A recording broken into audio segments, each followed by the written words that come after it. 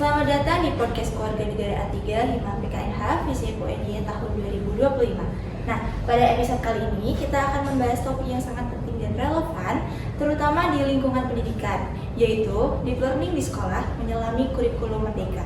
Nah, tema ini diangkat dari kajian dari mahasiswa kita tentunya untuk mengupas berbagai persoalan yang akan muncul dari deep learning ini, bukan hanya tentang teknologi, tapi juga memahami materi dan juga aktif berpartisipasi dalam proses belajar melalui proyek dan juga diskusi. Nah, bersama saya Dewi Puspita Anggraini yang akan menemani kita dan teman-teman dalam beberapa menit ke depan.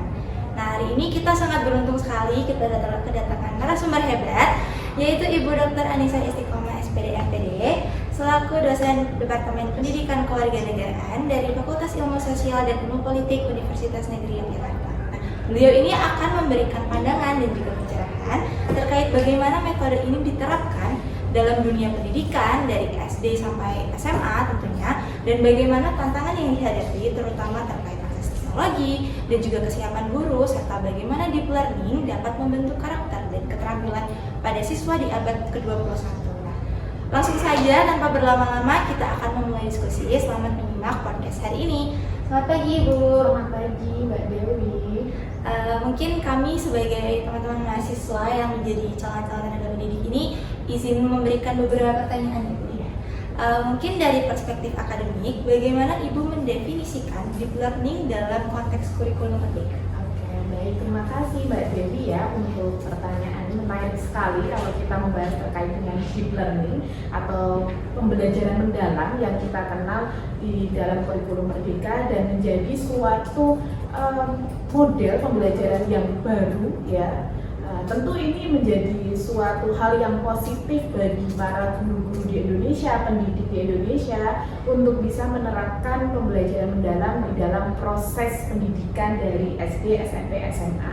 Dan dari literasi yang saya baca terkait dengan pembelajaran mendalam ini sebenarnya ada pendekatan yang sangat unik begitu ya. Artinya di sini lebih menekankan pendekatan atau penciptaan suasana proses belajar yang berkesadaran, kemudian bermakna, menggembirakan, dan di sini juga ada proses dari 4 indera, yaitu ada olah pikir, olah hati, olah rasa, dan olah raga. Sehingga di antara olah pikir, olah hati, olah rasa, dan olah raga ini diharapkan bisa secara holistik dan juga terpadu di dalam proses pembelajaran mendalam tersebut gitu.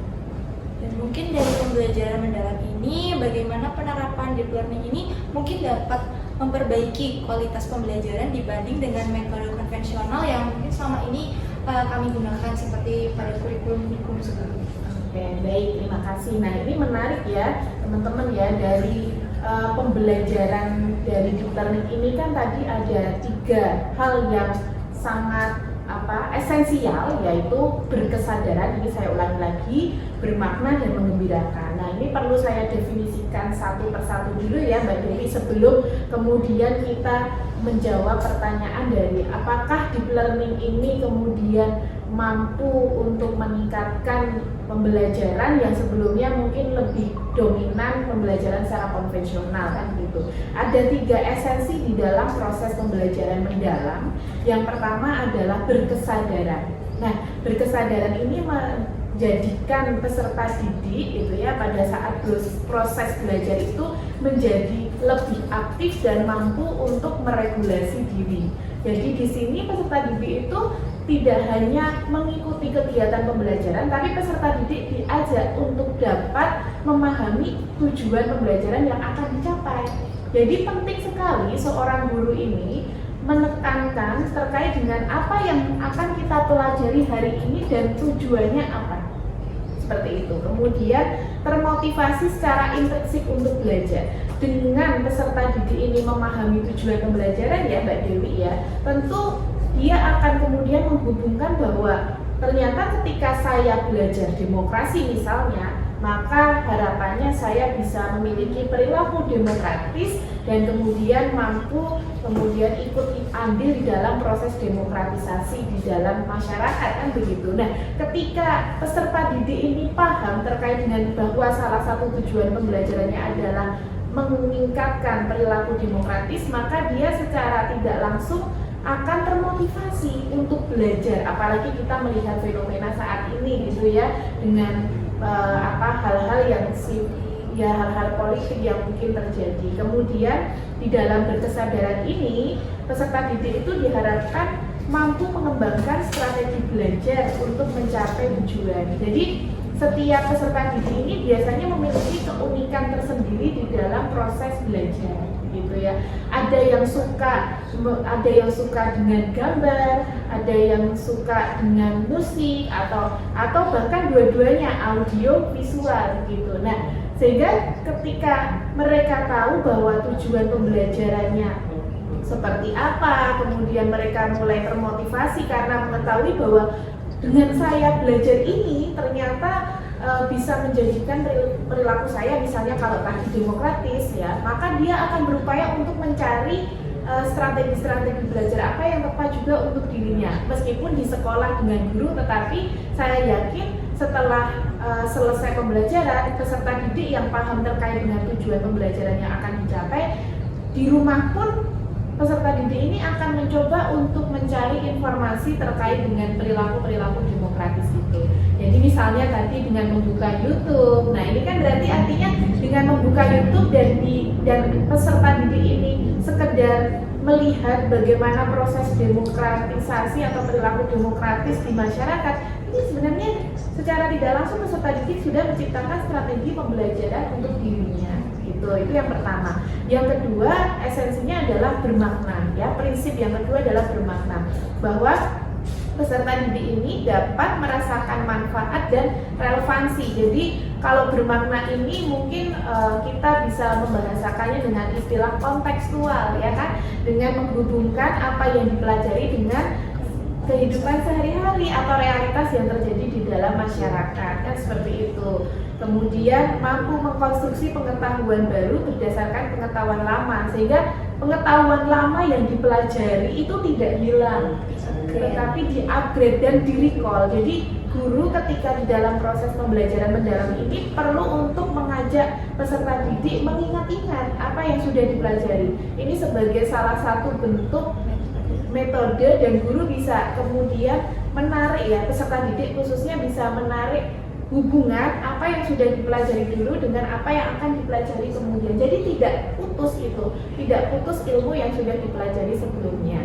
Kemudian prinsip yang ketiga adalah menggembirakan. Nah, pembelajaran yang menggembirakan ini ya, tentu kalau ada kata gembira ya Mbak Dewi ya, itu pasti sesuatu yang menyenangkan. Ya, saya selalu berpesan kepada para guru, calon mahasiswa ya yang saya ajar begitu, bahwa first impression itu penting. Kesan pertama ketika kalian masuk ke kelas, ketika kalian mengajar itu akan diingat-ingat oleh siswa, diingat-ingat oleh peserta didik, sehingga ciptakanlah suasana belajar yang positif, menyenangkan, kemudian bisa memotivasi dari peserta didik untuk belajar. Nah, kita juga perlu, kenapa saya tadi mengatakan bahwa kesan pertama itu penting, karena ketika kita terhubung secara emosional dengan peserta didik, maka saya yakin ketika guru mengajar materi yang sulit sekalipun, siswa juga akan senang ketika menyimak atau memperhatikan. Jadi artinya di situ pembelajarannya lebih bermakna dan enjoy, kan seperti itu. Nah, terkait dengan pertanyaan yang Mbak Dewi sampaikan tadi ya, terkait dengan apa Mbak, bisa diulangi tadi? Mampu mengembangkan mereka untuk bisa berpikir kritis dan juga analitik siswa. Oke, baik ya, karena tadi dibandingkan konvensional itu seperti apa, dan ya tentu ya, karena ketika kita hanya metode konvensional itu bukan metode yang salah, sekali lagi saya garis bawahi tersebut ya, karena bagaimanapun di dalam proses pembelajaran ada penggunaan metode konvensional untuk beberapa materi tertentu, itu boleh, tetapi pembelajaran itu juga akan lebih kemudian bermakna, dan dalam konteks ini adalah mendalam ketika metode yang digunakan itu beragam. Nah, pembelajaran mendalam ini tentu sesuatu yang dapat memperbaiki proses pembelajaran yang mungkin selama ini didominasi oleh pembelajaran secara teori atau secara konvensional yang tadi disampaikan oleh Mbak Dewi, atau mungkin selama ini banyak yang menggunakan metode ceramah saja ya. Tetapi di dalam proses pembelajaran mendalam, maka guru dan siswa diajak untuk saling berkomunikasi. Jadi tidak hanya kita satu arah ya Mbak Dewi, tidak hanya komunikasi itu satu arah guru dengan siswa, tetapi komunikasi itu sebisa mungkin berjalan secara dua arah gitu. Karena di sini sekali lagi tidak hanya transfer of knowledge dari guru ke siswa saja, tetapi tadi sudah saya sampaikan sebelumnya bahwa di sini peserta didik itu mampu mengkonstruksi pengetahuan baru ya. Jadi mereka diberikan kesempatan untuk dapat mengkonstruksi pengetahuan baru dari pengetahuan yang sudah didapat sebelumnya. Nah, apakah kemudian mampu mengembangkan berpikir kritis dan juga analitis begitu ya Mbak Dewi? Ya tentu sangat bisa begitu ya, karena di dalam proses berpikir, di dalam proses pembelajaran mendalam begitu ya, di sini melibatkan adanya empat olah tadi, olah pikir, olah hati, olah rasa, dan olah raga ya. Nah, ini mungkin saya sampaikan satu persatu. Olah pikir ini kan artinya bahwa di dalam proses pembelajaran atau proses pendidikan itu berfokus pada pengasahan akal budi. Nah, kalau kita berbicara pengasahan akal budi kan berarti di sini kita bisa katakan bahwa ini juga menjadi salah satu prinsip untuk berpikir kritis kan, diasah ya akal budinya dan kemampuan kognitifnya, kemudian untuk memahami, menganalisa, dan memecahkan masalah. Jadi di dalam pembelajaran mendalam itu ada olah pikir yang di situ berproses untuk mengasah secara akal budi agar dapat memahami, menganalisis, dan memecahkan masalah. Jadi problem solvingnya itu ditingkatkan. Kalau peserta didik itu sudah diajak untuk memecahkan sebuah masalah atau menganalisa dulu ya, dari memahami, menganalisa, dan memecahkan masalah, dibiasakan demikian, pasti secara tidak langsung kemampuan berpikir kritis dan analisisnya kan meningkat dan juga berkembang ya Mbak Dewi, kan seperti itu. Kemudian yang kedua, selain kritis dan analitis, menariknya Mbak Dewi di dalam pembelajaran mendalam itu juga kita diajarkan untuk olah hati, betul ya, olah hati, olah rasa. Nah, ketika olah hati ini kaitannya dengan bagaimana kita memiliki nilai-nilai ya, atau ada penguatan terkait dengan nilai seperti budi pekerti, menanamkan nilai moral, dan juga spiritual. Nah, ini terkait juga dengan bahwa di dalam kemampuan guru itu kan ada salah satu kompetensi sosial dan spiritual ya. Yang di sini di dalam pembelajaran mendalam ini sebenarnya guru itu juga bukan hanya peserta didik, tetapi guru juga harus meningkatkan ini kemampuan di dalam kemampuan sosial dan juga spiritual, emosional terutama begitu ya. Karena kenapa? Karena di dalam pembelajaran mendalam ini ada olah hati, olah rasa begitu ya, bagaimana di dalam proses pembelajarannya itu kita harus menghargai, menghormati begitu antar peserta didik dengan guru dan juga seluruh warga sekolah kan begitu. Kemudian yang terakhir olahraga begitu, bagian dari pendidikan untuk menjaga dan meningkatkan kesehatan fisik begitu ya, kekuatan tubuh serta membentuk karakter. Bukan berarti ketika di dalam proses pembelajaran hanya mata pelajaran olahraga saja ya yang kemudian identik dengan olahraga gitu atau untuk kemudian kesehatan fisik gitu ya, karena di dalam proses pembelajaran yang lain pun ternyata penting juga bahwa olahraga ini untuk di dalam proses penguatan tubuh serta membentuk karakter gitu. Itu untuk yang kritis dan analisis ya, jadi jelas ya Mbak Dewi. Oke, terus kemudian ada lagi Mbak Dewi? Mungkin kalau untuk di daerah-daerah kita pengembangan seperti itu sudah mulai diterapkan nih. Tapi bagaimana ketika di wilayah 3T itu terdapat kendala seperti dalam implementasi deep learning itu di berbagai jenjang pendidikan, mungkin kendala dari teknologi atau mungkin tenaga pendidik ini mungkin masih kurang berkembang. Oke, baik. Ya, menarik ya pertanyaannya. Apakah kemudian kalau kita kaitkan, apakah deep learning ini memiliki kecenderungan ke arah penggunaan teknologi gitu ya, sehingga kemudian dikhawatirkan deep learning ini jangan-jangan tidak kemudian relevan ketika diterapkan di daerah 3T gitu ya. Nah, namun ketika kita mempelajari secara mendalam terkait dengan deep learning atau pembelajaran mendalam ini, sebenarnya tidak ada hal yang artinya begini, meskipun akan diterapkan di daerah 3T yang dalam hal ini mungkin terutama teknologi, itu akan tetap bisa berjalan begitu. Artinya kenapa? Karena di sini sebenarnya juga mengasah dari kemampuan para pendidik untuk bisa lebih kreatif dan inovatif ya. Meskipun tidak ada teknologi sekalipun, pembelajaran mendalam ini sebenarnya tetap bisa dilaksanakan. Saya contohkan seperti ini ya. Misalnya di dalam proses pembelajaran IPA gitu ya Mbak Dewi ya, karena kita di sini berbicara umum tidak hanya untuk PKN.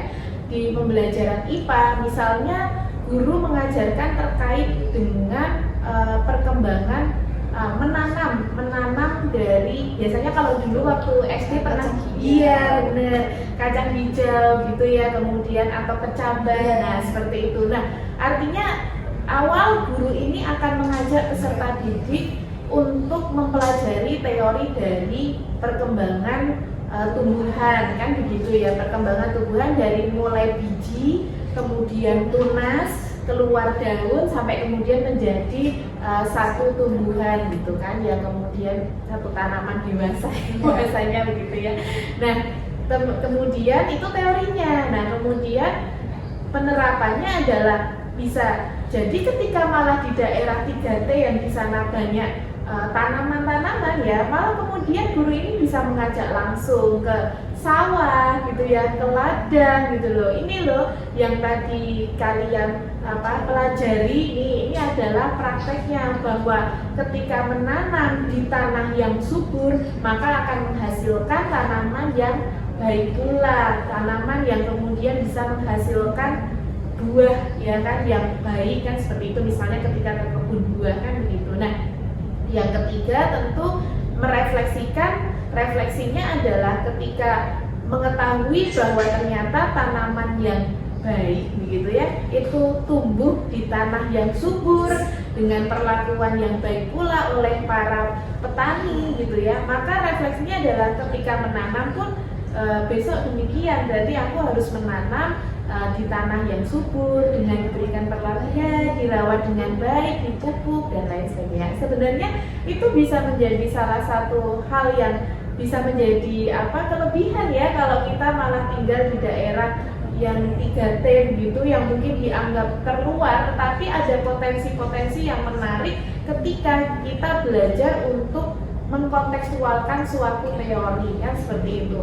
Nah ini apalagi ketika misalnya orang yang tinggal di daerah pantai ya, misalnya pantai kan juga ada beberapa daerah yang ya apalagi sinyalnya sulit ya Mbak Dewi di sana, malah bisa belajar terkait dengan pembuatan garam kan begitu dari air laut. Jadi tetapi belum tentu yang di kota-kota bisa belajar untuk membuat air laut menjadi garam. Itu kan juga di dalam proses pembelajaran IPA itu kan ada tadi ya menyublim atau kemudian memuai. Nah seperti itu bisa dikontekskan langsung di dalam proses pembelajaran. Nah jadi artinya misalnya ketika guru juga di daerah, misalnya ketika teknologi tidak begitu baik ya di dalam penerapannya, sebenarnya di sini lebih kepada peluang ya, mungkin tantangan dari seorang guru ketika kemudian teknologinya tidak sebaik ya, kurang memadai, tetapi bisa menjadi peluang ketika seorang guru itu bisa memanfaatkan apa yang ada di sekitar kan seperti itu ya. Kalau kemudian tidak ada teknologi, maka satu-satunya yang harus dilakukan adalah memanfaatkan peluang-peluang yang ada di sekitar. kan seperti itu. Karena di sini deep learning sekali lagi tidak harus tidak teknologi ketika bisa digunakan silakan digunakan. Tetapi kalaupun teknologi itu tidak memadai, maka deep learning tetap bisa dilaksanakan. Begitu Mbak Dewi. Lalu untuk teknologi ini kan pasti mereka melibatkan sebuah kecerdasan buatan ya Ibu. Nah itu apakah mendukung atau mungkin malah menghambat deep learning ini dalam perlakuan kita untuk menjadi tenaga pendidik? Mungkin AI-nya malah jadi hambatan atau malah mungkin membantu untuk menyelesaikan tugas. Oh iya, gitu ya. Jadi oke, baik. Sebenarnya begini, di dalam sekarang itu kan kalau kita melihat perkembangan dunia di dalam hal teknologi itu kan sudah, kalau dulu 4.0 sebenarnya kita sekarang sudah 5.0 ya. Jadi sudah lebih masif lagi di dalam perkembangan teknologi, dari mulai robotika, kemudian yang disampaikan Mbak Dewi adalah kecerdasan buatan gitu kan, atau kemudian ekonomi digital. Itu kan banyak sekali perkembangan yang menaungi dari 5.0 ini ya sebenarnya. Nah, khususnya untuk kecerdasan buatan atau AI ini kan secara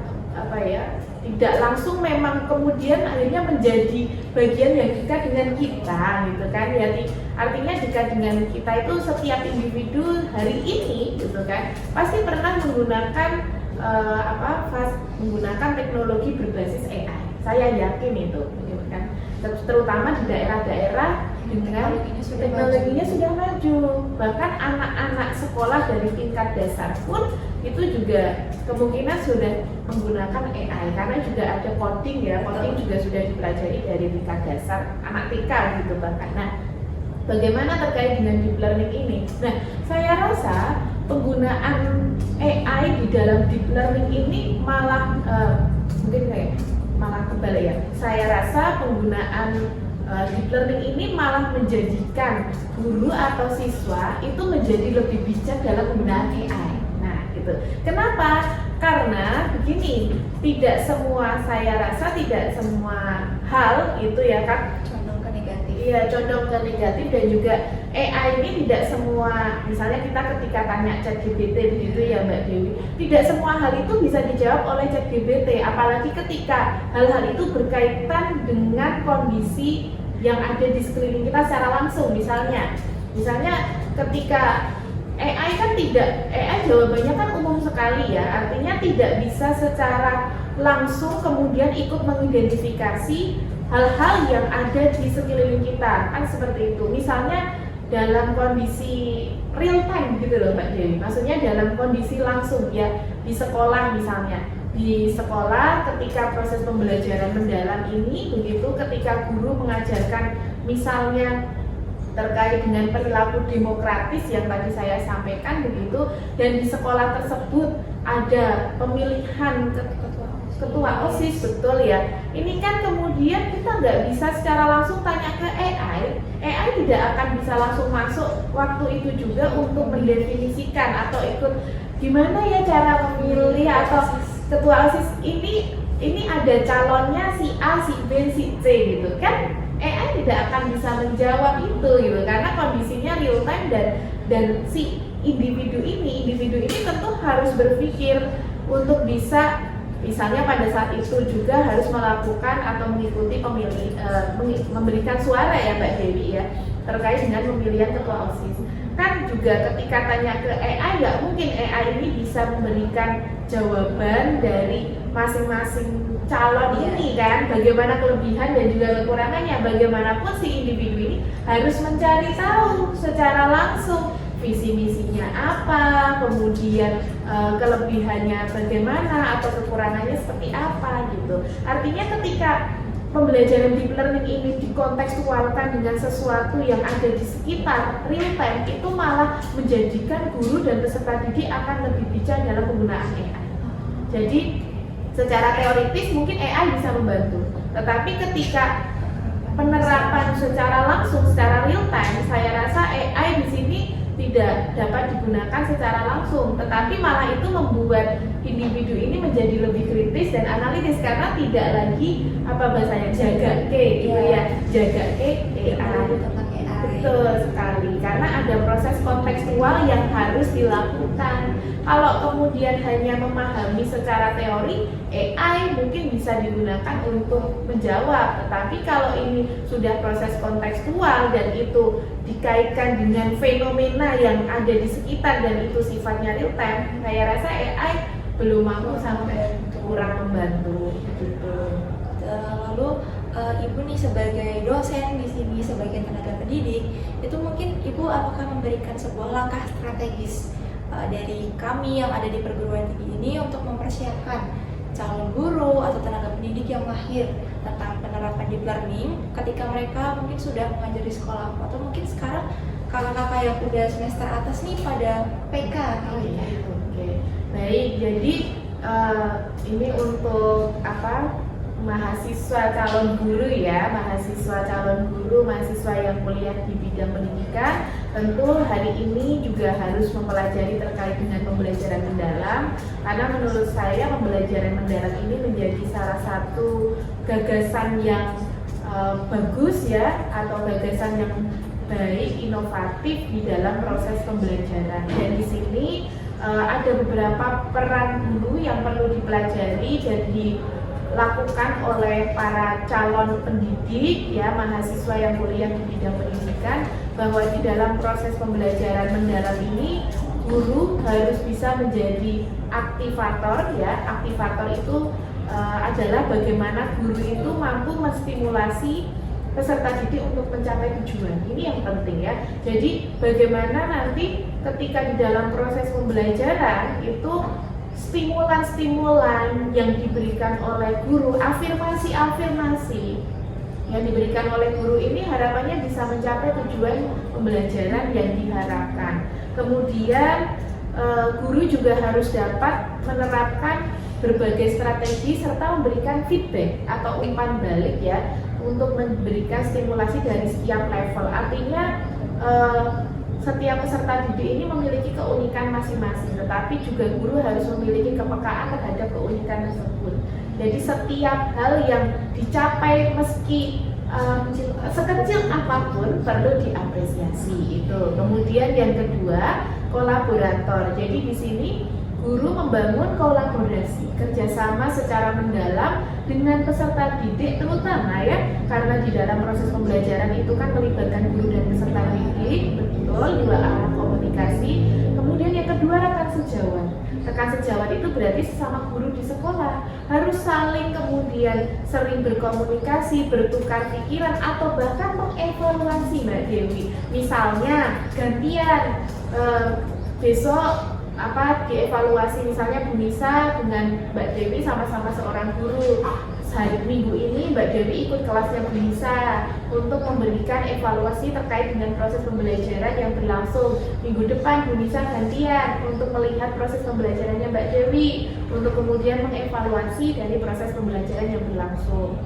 Dan juga di dalam hal ini ketika dimungkinkan ada keluarga, masyarakat, mitra profesi di luar sekolah yang bisa diajak kerjasama, begitu ya, itu menjadi hal yang lebih menarik di dalam proses pembelajaran mendalam ini. Jadi proses pembelajaran mendalam ini juga bisa melibatkan pihak ketiga di luar dari guru atau peserta didik ataupun warga sekolah. Misalnya di dalam guru menyampaikan dari terkait dengan pembelajaran materi, misalnya tindak pidana korupsi begitu ya, mungkin guru bisa mengajak atau mengundang dari para aktivis mungkin atau orang lain bekerja di KPK begitu ya, untuk kemudian turun langsung ke sekolah untuk bisa memberikan pemahaman ya kan, terkait dengan tindakan-tindakan pidana korupsi yang menyimpangkan seperti itu, ya jelas menyimpang ya, menyimpangkan begitu. Nah, kemudian juga di sini karena kolaborator itu penting, karena di sini juga harapannya kan siswa dapat mengkontekstualkan atau menjadikan pembelajaran itu menjadi bermakna dan menjadi pengalaman nyata. Sehingga perlunya ada pihak ketiga yang mungkin membantu di dalam proses pembelajaran itu agar mempermudah siswa untuk dapat mengkontekstualkan atau menjadikan materi ini menjadi sebuah pengalaman nyata. Dan terakhir, guru itu juga harus menjadi pengembang budaya belajar ya. Jadi guru memberikan kepercayaan dan juga peluang dari siswa-siswa ini untuk bisa belajar dari bertanggung jawab atas konsekuensi yang timbul mungkin ketika misalnya siswa ini tidak belajar atau tidak memaknai dari sebuah materi atau pembelajaran yang dilakukan ya. Di sini guru berperan sebagai pengembang budaya belajar itu harapannya siswa itu ketika di dalam proses pembelajaran itu akan tumbuh sifat kreatifnya, berpikir kritis, analitis, kemudian sikap inovatifnya, begitu novelty ya. Ada kebaruan-kebaruan yang diharapkan bisa muncul di dalam proses pembelajaran mendalam ini yang menjadikan guru ini sebagai pengembang budaya belajar, serta menciptakan lingkungan pembelajaran yang mendukung dari pembelajaran mendalam sehingga ini menjadi budaya-budaya belajar yang lebih baik ya, yang bisa diciptakan dan juga holistik serta berkesinambungan. Itu Mbak Dewi pesan dari Bu Nisa untuk para calon pendidik, calon pendidik, guru dan lain sebagainya. Oke, jadi ternyata sebegitu berperannya ya teman-teman pengembangan metode pembelajaran mendalam dalam pendidikan di Indonesia nih.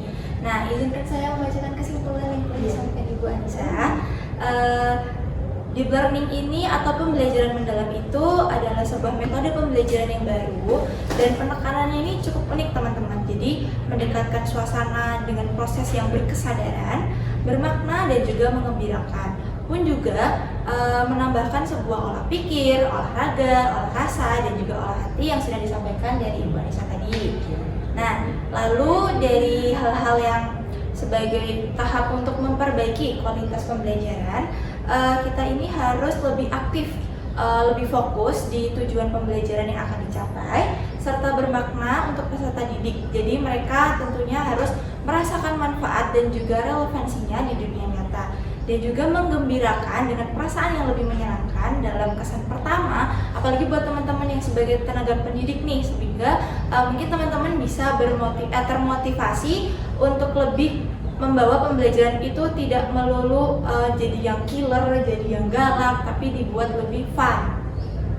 Lalu ketika mungkin dulu-dulunya kita menggunakan pembelajaran dengan metode konvensional, kita sekarang sudah melakukan sebuah pembelajaran menggunakan metode yang lebih beragam, supaya dapat mengembangkan pola berpikir kritis dan juga tentunya ini sangat berguna untuk mengembangkan pola berpikir peserta didik yang lebih kritis dan juga analitik.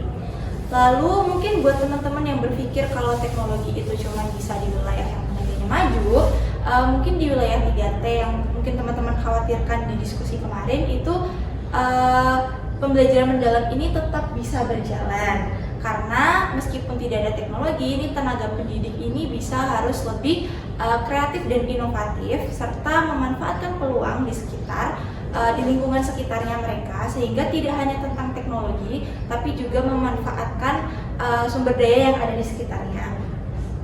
Mungkin tentang kecerdasan buatan yang mungkin takutnya kita jadi ketergantungan seperti itu di perkembangan zaman sekarang ini tidak melulu lekat dengan kita, tapi juga AI ini di daerah-daerah maju malah bisa dimanfaatkan dari guru dan juga siswa lebih bijak dalam menggunakan AI supaya mereka ini lebih paham tentang kondisi secara langsung, lalu individu juga bisa berpikir dan mencari tahu secara langsung, tidak hanya memanfaatkan AI yang hanya berpandangan secara umum saja.